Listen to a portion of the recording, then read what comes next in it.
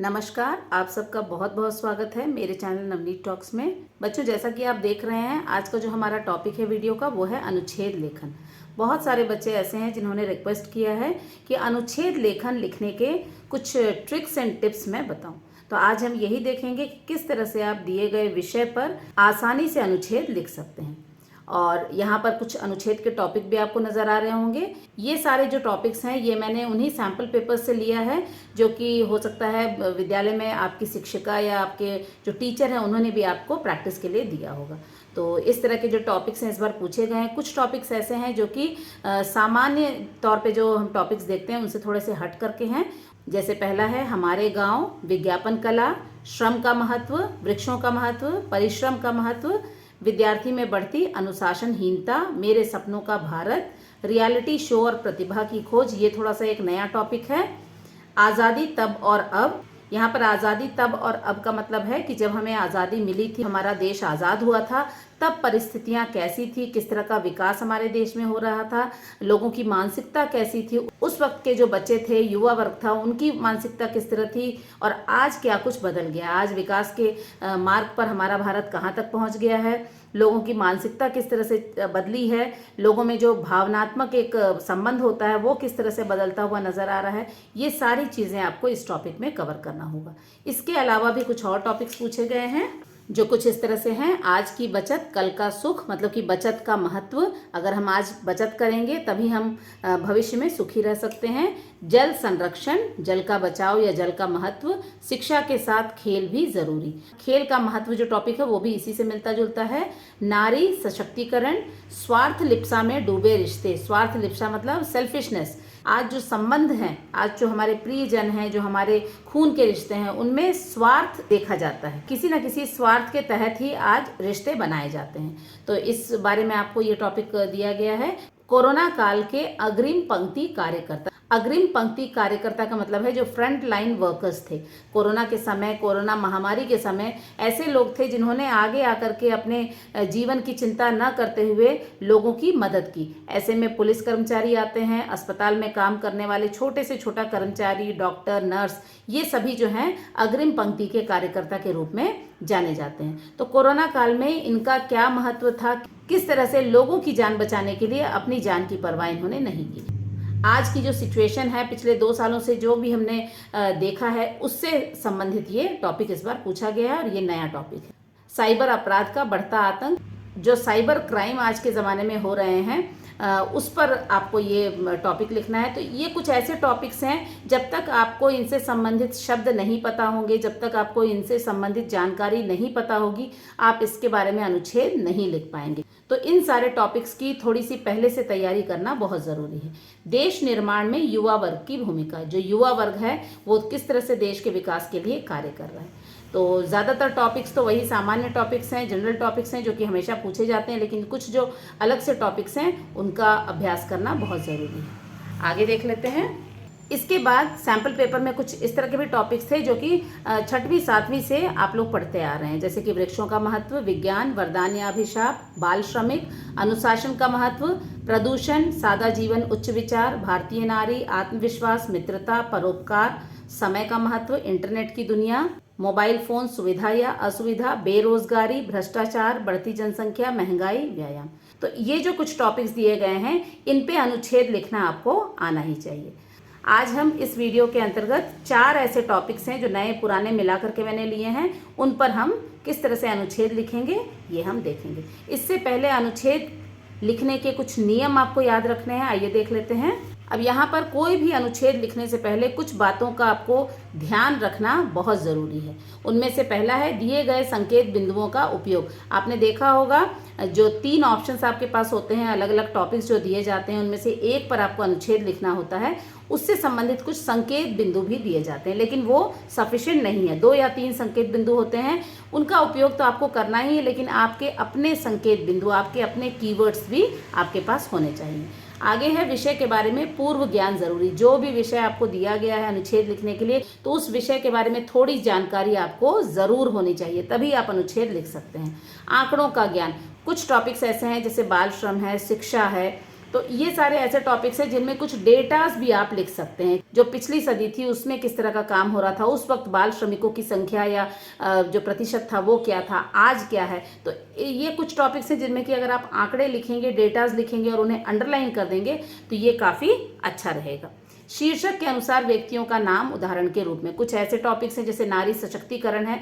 इसमें आप कुछ ऐसी महिलाओं का नाम दे सकते हैं जिन्होंने बहुत ही सराहनीय कार्य किया है और दूसरों के लिए भी वो प्रेरणा स्रोत रही हैं। तो ऐसे कुछ टॉपिक्स हैं जिनमें कि अगर किसी का नाम देना हो, किसी का उदाहरण देना हो तो उनका नाम भी आप जरूर दें। आगे है शब्द सीमा का ध्यान रखें। जो शब्द सीमा प्रश्न में दिया गया है उसका हमेशा आपको ध्यान रखना है। शब्द सीमा से ज्यादा बिल्कुल भी ना लिखें। आखिरी है संकेत बिंदुओं को एक दूसरे से रिलेट करते हुए याद रखें। अब हर टॉपिक से रिलेटेड कुछ संकेत बिंदु आपको खुद भी बनाने हैं और याद रखने हैं। अब किस तरह से याद रखने हैं, तो हर एक संकेत बिंदु को आगे आने वाले संकेत बिंदु के साथ रिलेट करके आप उसे याद रख सकते हैं। ये कैसे आप याद रखेंगे, अभी जब हम देखेंगे संकेत बिंदु तो ये आपको समझ में आ जाए। तो आज का हमारा सबसे पहला टॉपिक है हमारे गांव। देखने में तो ये टॉपिक काफ़ी सरल लग रहा है, लेकिन जब आप लिखने जाएंगे तो 2 से 4 लाइनों के बाद आपके समझ में ही नहीं आएगा कि इसमें आखिर आप क्या लिखें।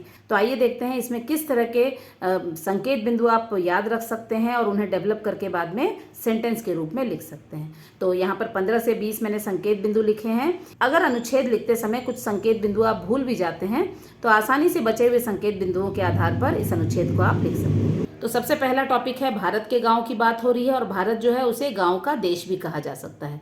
हमारे भारत की एक बहुत बड़ी जनसंख्या जो है गांव में उनका निवास होता है। गांव के जो लोग हैं, चाहे वो किसानी, खेती या किसी भी तरह का और कार्य कर रहे हों, गांव से अधिकतर हमें अनाज की प्राप्ति होती है, फल फूल की प्राप्ति होती है और पशुधन भी हमें गांव से बहुत ज़्यादा मिलता है। गांव में जो मेहनती किसान होते हैं उन्हें अन्नदाता भी कहा जाता है।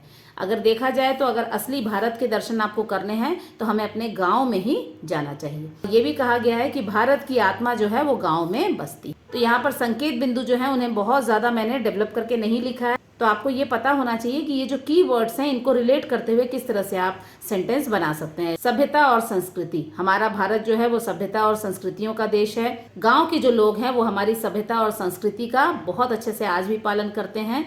प्राकृतिक सौंदर्य, गांव का जो प्राकृतिक सौंदर्य है वो देखते ही बनता है क्योंकि वहाँ पर प्रदूषण नहीं होता है, बहुत ही शुद्ध वातावरण होता है, प्रकृति वहाँ की बहुत ही सुंदर होती है। तो ये सारी चीज़ें आप रिलेट करके और 1-2 सेंटेंसेस खुद से आप लिख सकते हैं। अब यहाँ पर ये जो गांव का सिस्टम है ये आखिर शुरू कैसे हुआ। अब यहाँ पर आरंभिक काल में, मतलब प्राचीन काल में जो लोग थे पहले वो पहाड़ों में, गुफाओं में वास किया करते थे, लेकिन धीरे धीरे उनमें जब थोड़ी सी बुद्धि आई, थोड़ा ज्ञान हुआ तो उन्होंने गाँव का विकास किया और इस तरह से गाँव में समूहों में लोग रहने लगे। लेकिन आज भी बहुत सारे ऐसे गांव हैं जहां पर कि बहुत सारे अभाव देखे जा सकते हैं। अभाव में लोग जीवन जी रहे हैं, जैसे कि अच्छी शिक्षा नहीं है, वहां पर चिकित्सा सुविधाओं की कमी है, इसके साथ ही साथ नई तकनीकों से वो अनजान है। किसान जो हैं आज भी नई तकनीकों के बारे में नहीं जानते हैं और उसी तरह से कठिन मेहनत से वो अनाज उगाते हैं। सरकारी योजनाएं, सरकार भी गांव के विकास के लिए बहुत सारा कार्य कर रही है। बहुत सारी ऐसी सरकारी योजनाएं हैं जिसके अंतर्गत गांव का विकास और किसानों का विकास हो सकता है। लेकिन तो आज भी जो गांव में किसान हैं वो बहुत ही गरीबी में जीवन जी रहे हैं और आज भी उनका शोषण होता है और वो पीड़ित रहते हैं। तो आज अब जमींदारी सिस्टम या फिर महाजन तो इस तरह से गांव में रहे नहीं, लेकिन आज भी जो अमीर लोग हैं, जो पैसे वाले लोग हैं, वो गरीब किसानों का शोषण करते हैं और उन्हें पीड़ित करते हैं। तो यहाँ पर इस तरह से विकास की, और अगर हमें भारत को विकास की ओर लेके जाना है तो हमें अपने गांव का भी विकास करना होगा, तभी हमारा संपूर्ण भारत विकास के मार्ग पर जा सके। तो इस तरह से आप आराम से एक पॉइंट को दूसरे पॉइंट से रिलेट करते हुए कीवर्ड्स को याद रख सकते हैं। इतने कीवर्ड्स अगर आपको याद रहेंगे तो बहुत ही आसानी से आप बहुत ही अच्छा एक अनुच्छेद लिख पाएंगे। तो आइए देखते हैं इन कीवर्ड्स को यूज करते हुए हम किस तरह से एक पूरे अनुच्छेद के रूप में इसे लिखेंगे।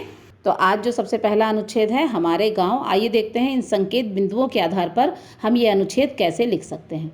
भारत एक ऐसा देश है जिसे गांव का देश भी कहा जाता है।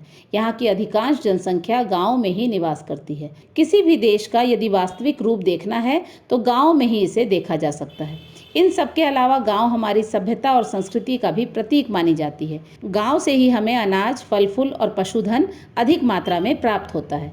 खेतों में काम करने वाले मेहनती किसान हमारे अन्नदाता स्वरूप हैं। यह भी कहना गलत नहीं होगा कि भारत की आत्मा गांव में ही बसती। शहरों की अपेक्षा गांव का वातावरण शुद्ध और स्वच्छ होता है। वहाँ न तो मोटर गाड़ियों की भीड़ भाड़ होती है और न ही कारखानों की चिमनियों से निकलने वाला धुआं जो वातावरण को प्रदूषित करता है। प्रकृति का सौंदर्य देखते ही बनता है, चारों तरफ हरियाली ही हरियाली नजर आती है। सभ्यता के प्रारंभिक काल में मानव पहाड़ों और गुफाओं में वास किया करता था। इसके बाद धीरे धीरे मनुष्य ने गांव का निर्माण किया और वहां रहना प्रारंभ किया। आज़ादी के इतने वर्षों बाद भी जिस तरह गांव का विकास होना चाहिए था वैसा नहीं हो पाया। कई गांव ऐसे हैं जहां आज भी शिक्षा, चिकित्सा, बिजली पानी की सुविधा और पक्की सड़कों का अभाव है। सरकार द्वारा गांव के विकास के लिए कई तरह की योजनाएं चलाई जा रही हैं, लेकिन अनपढ़ होने के कारण लोगों को इन सरकारी योजनाओं का लाभ नहीं मिल पा रहा है। वह आज भी गांव के ताकतवर लोगों द्वारा शोषित और पीड़ित हैं। नई तकनीकों से भी वे सर्वथा अनजान हैं। हमें शहरों के साथ साथ गांव के विकास पर भी ध्यान देना चाहिए। सरकार द्वारा ऐसी संस्थाएं बनाई जानी चाहिए जो गांव के लोगों को जागरूक करें और उन्हें अपने अधिकारों के बारे में बताएं। भारत का संपूर्ण विकास तभी हो सकता है जब हमारे गांव भी विकास की राह पर आगे बढ़ेंगे।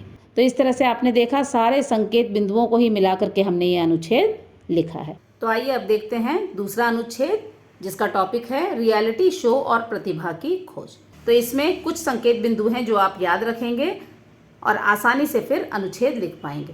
टेलीविज़न पर सीरियल कार्यक्रम, ये जो है कोई एक दिन या 2 दिनों में ख़त्म होने वाला ये कार्यक्रम नहीं है। ये सीरियल के रूप में महीनों महीने ये चलता रहता है। तो सीरियल कार्यक्रम के रूप में टेलीविज़न में दिखाया जाता है। देश की जनता प्रत्यक्ष रूप से भाग लेती है और इस तरह के जो शोज़ हैं उसमें देश की जो जनता है वो प्रत्यक्ष रूप से सामने आकर के इसमें भाग ले सकती है।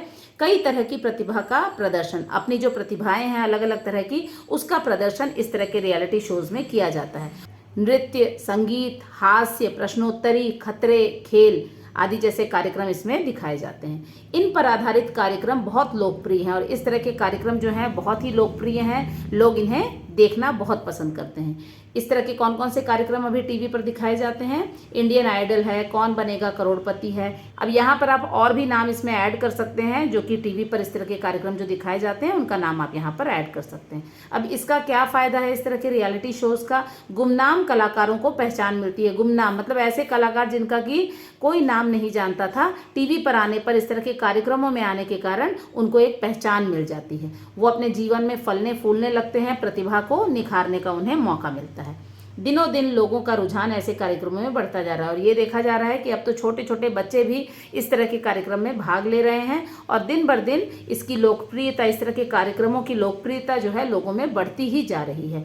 अपने जज या आदर्श कलाकारों के आगे कार्यक्रम प्रस्तुत करने का मौका मिलता है और जो प्रतिभागी होते हैं, जो पार्टिसिपेंट्स होते हैं, उनको अपने जो जज होते हैं सामने, जो उनको जज करने के लिए बैठे होते हैं, साथ ही साथ जो भी उनके इंस्पिरेशन होते हैं, कभी कभी तो उनके सामने उन्हें अपना जो डांस है या नृत्य है या संगीत है या अपनी जो प्रतिभा है उसे प्रस्तुत करने का पूरा मौका उन्हें दिया जाता है। कई कलाकारों को देश ही नहीं विदेशों में भी पहचान मिली है और इसी तरह के कार्यक्रमों के कारण जो हमारे भारतीय कलाकार हैं उन्हें अपने देश में ही नहीं बल्कि विदेशों में भी लोग अब जानने लगे हैं। तो इस तरह से यहाँ पर प्रतिभाओं की खोज की जाती है। बहुत सारी ऐसी छिपी हुई प्रतिभाएं हैं जिनको लोग नहीं जानते हैं। इस तरह के कार्यक्रमों के माध्यम से वो आगे आ रहे हैं। तो ये पॉइंट्स अगर आप कुछ याद रखेंगे तो आसानी से इस टॉपिक पे आप लिख सकते हैं। तो आइए देखते हैं इन पॉइंट्स को यूज़ करते हुए हम किस तरह से एक अनुच्छेद लिख पाएंगे। तो यहाँ पर रियलिटी शो और प्रतिभा की खोज, इस टॉपिक पर अनुच्छेद हम कुछ इस तरह से लिखेंगे। आज टेलीविज़न पर कई तरह के मनोरंजक कार्यक्रम दिखाए जाते हैं। उन्हीं में से एक ऐसा कार्यक्रम है जो सीरियल के रूप में दिखाया जाता है और इसे रियलिटी शो कहा जाता है। इस तरह के कार्यक्रम में देश की आम जनता प्रत्यक्ष रूप से भाग लेती है। किसी भी वर्ग के लोग इसमें भाग लेकर अपनी प्रतिभा का प्रदर्शन कर सकते हैं। इस तरह के रियलिटी शो ज़्यादातर नृत्य, संगीत, हास्य, प्रश्नोत्तरी, खतरे से भरे खेलों आदि पर आधारित होते हैं। आजकल इस तरह के कार्यक्रम हमारे देश में ही नहीं विदेशों में भी काफ़ी लोकप्रिय हैं। भारत में जो रियलिटी शोज़ हैं उनमें इंडियन आइडल, कौन बनेगा करोड़पति, खतरों के खिलाड़ी, बिग बॉस आदि जनता द्वारा काफ़ी पसंद किए जाते हैं। रियलिटी शो का एक और फायदा यह भी है कि कई गुमनाम कलाकारों को आज पहचान मिल गई है। ऐसे कार्यक्रमों की बदौलत यह कलाकार आज फल फूल रहे हैं और उन्हें अपनी प्रतिभा को निखारने का पूरा मौका दिया जा रहा है। दिनों दिन लोगों का रुझान इस तरह के कार्यक्रमों की तरफ बढ़ता जा रहा है। पैसा, नाम और शोहरत के साथ अपने पसंदीदा जजों या अपने आदर्श कलाकारों के सामने कार्यक्रम प्रस्तुत करने का मौका भी मिलता है। कठिन प्रतियोगिता के बाद विजेता का चयन किया जाता है और ऐसे प्रतिभाशाली कलाकारों को खोजा जाता है जो अपनी प्रतिभा के बल पर अपने माता पिता और गुरुओं का ही नहीं बल्कि अपने देश का नाम भी रोशन करते हैं। रियलिटी शोज़ के माध्यम से कई ऐसे उभरते कलाकार हैं जो आज किसी पहचान के मोहताज नहीं हैं और वे सिर्फ भारत देश में ही नहीं बल्कि विदेशों में भी अपनी पहचान बना रहे हैं। तो इस तरह से बहुत ही आसानी से आप संकेत बिंदुओं को यूज़ करते हुए, उनका इस्तेमाल करते हुए वाक्य बना सकते हैं और इस तरह का अनुच्छेद लिख सकते हैं। तो यहाँ पर देख सकते हैं अगला हमारा जो टॉपिक है वो है मेरे सपनों का भारत। ये भी पढ़ने में ये टॉपिक काफ़ी ईजी लग रहा होगा, लेकिन यहाँ पर भी कुछ ऐसी चीज़ें हैं जिनका आपको ध्यान ज़रूर रखना है। तो आइए देखते हैं इसमें किस तरह के संकेत बिंदु हैं। सबसे पहले प्राचीन देश। हमारा भारत जो है एक बहुत ही प्राचीन देश है। विभिन्न संस्कृति और धर्मों को मानने वाले लोग यहाँ रहते हैं। जैसा कि हमें पता है कि हमारे देश में अलग अलग धर्मों के, अलग अलग संस्कृतियों को मानने वाले लोग रहते हैं। प्राचीन परंपराओं का पालन, और ये जो लोग हैं अपनी अपनी प्राचीन परंपराओं का आज भी पालन कर रहे हैं।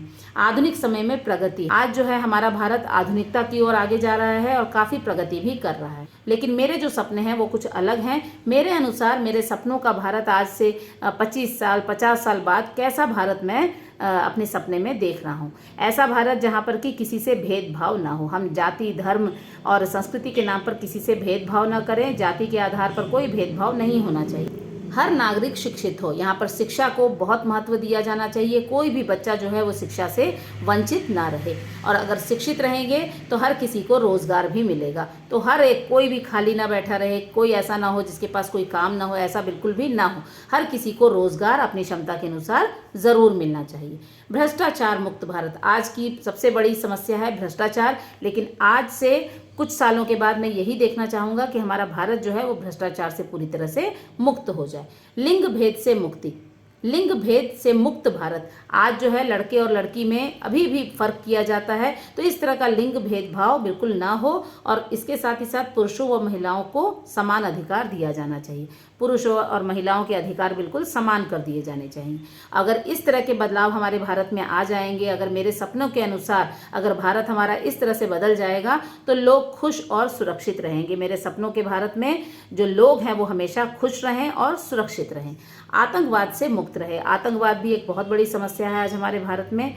आतंकवाद भी हमारे भारत के लिए एक बहुत बड़ी समस्या है। तो मेरे सपनों का भारत ऐसा होना चाहिए जहाँ पर कि आतंकवाद के लिए कोई स्थान ना रहे।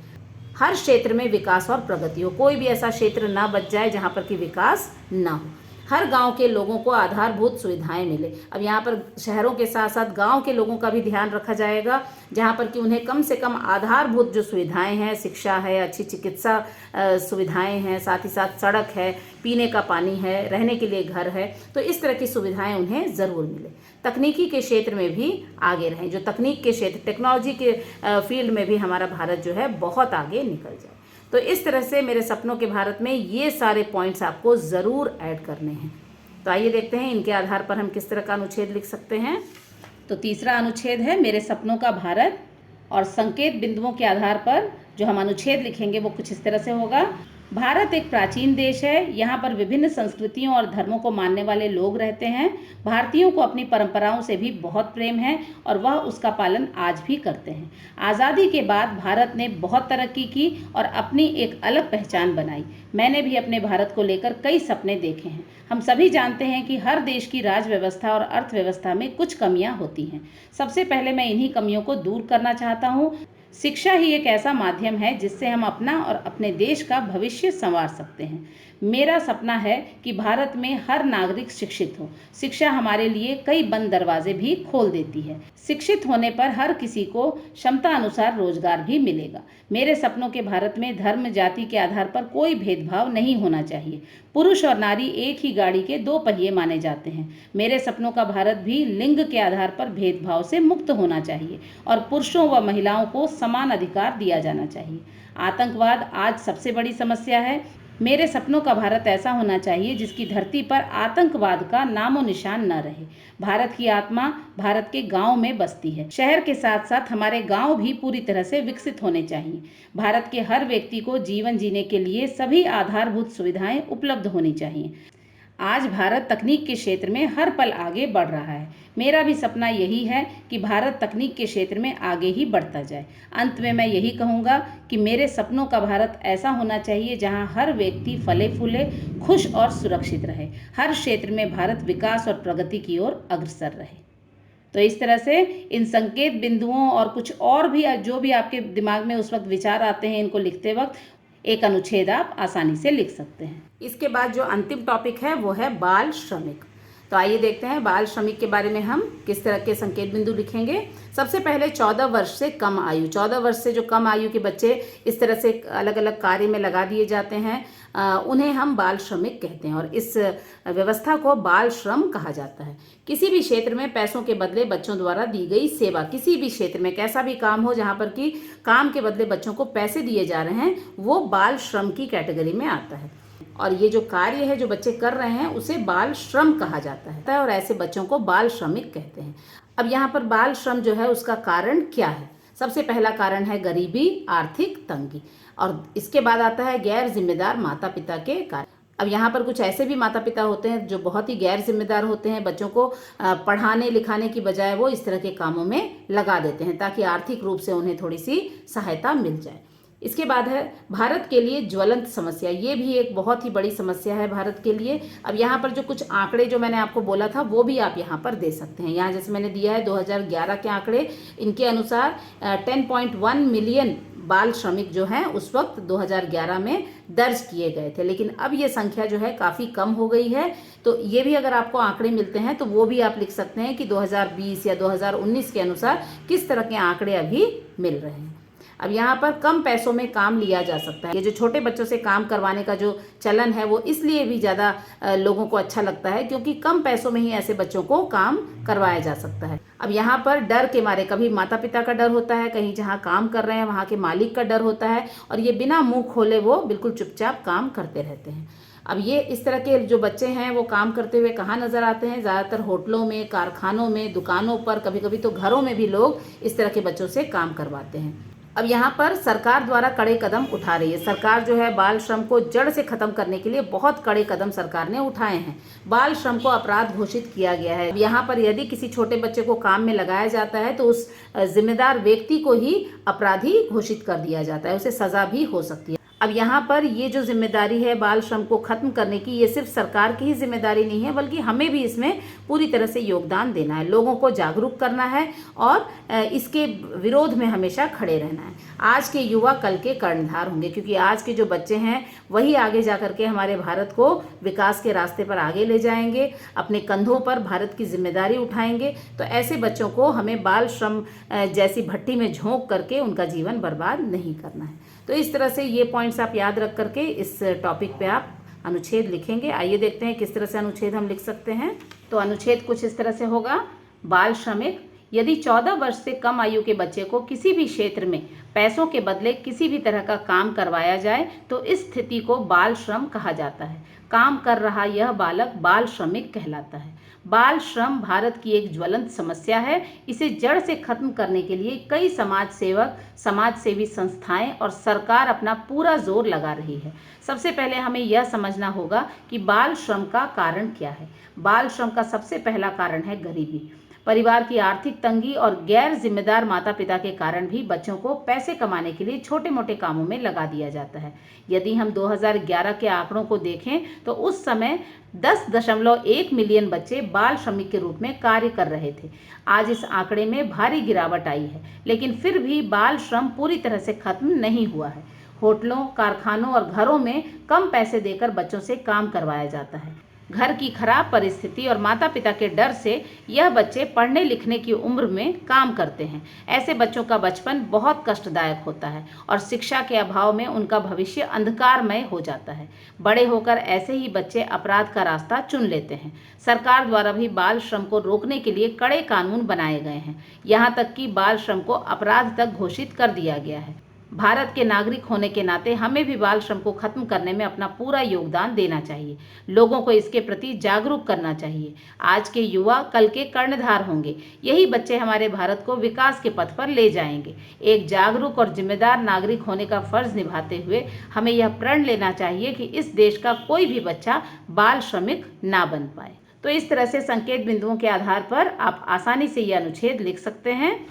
तो बच्चों, इस तरह से जो हमारे पास कुछ टॉपिक्स थे उनमें से मैंने 4 टॉपिक लिए हैं जो आज आपको मैंने संकेत बिंदुओं के साथ किस तरह से अनुच्छेद लिखा जाएगा, ये सारी चीज़ें मैंने आपको आज दिखाई हैं। जितने भी यहाँ पर अनुच्छेद आपने देखे उन सभी का PDF लिंक आपको डिस्क्रिप्शन बॉक्स में मिल जाएगा। तो आशा है अब किसी भी टॉपिक पर यदि अनुच्छेद आपको लिखना होगा तो आप इसी तरह से इसे लिखने का प्रयास करेंगे। यहाँ पर जो भी टॉपिक्स मैंने आपको दिखाए हैं, जो कि मैंने सैम्पल पेपर से निकाल करके यहाँ पर लिखा है, इनमें से अगर किसी पर आपको अनुच्छेद चाहिए हो तो कमेंट करके मुझे ज़रूर बताएं। मिलते हैं अगले वीडियो में, तब तक के लिए अपना ध्यान रखें। धन्यवाद।